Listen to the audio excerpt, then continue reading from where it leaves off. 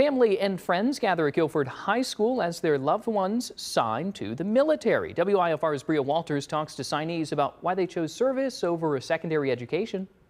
Samantha Navarro. I also did want to make my parents proud. 18-year-old Samantha Navarro will begin basic training for the National Guard this summer. She's one of 9 Guilford graduates going to the armed forces after high school. I'm going to be a 68 Whiskey, they call it, but it's a combat medic in the National Guard, and I'm excited to be a combat medic. Attendees say enlisting shows maturity.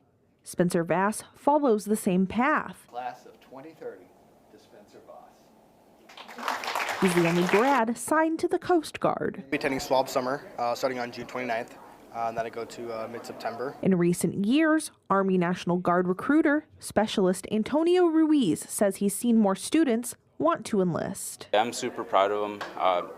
Only 1% of the population decide to step forward and wear this uniform. Ruiz believes the uptick could because college seems inaccessible to some right after high school. Knowing that I could have had the opportunity to serve part-time 2 days a month and had my college paid for 100% and even gotten paid to go to college, I definitely probably would have taken a different route. Vass has big dreams for the future, but they are 9 years away when he finishes his education and a mandatory 5 years of service. I only applied to one college. I didn't apply to any of the other federal service academies as I'm full set on Coast Guard. Navarro looks to build skills for a future career in the medical field.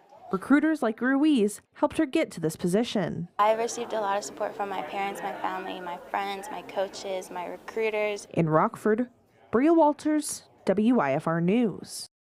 5 other students signed contracts for the Army National Guard and 2 for the Marines. The students graduate May 30th from Guilford High School and will ship off this summer.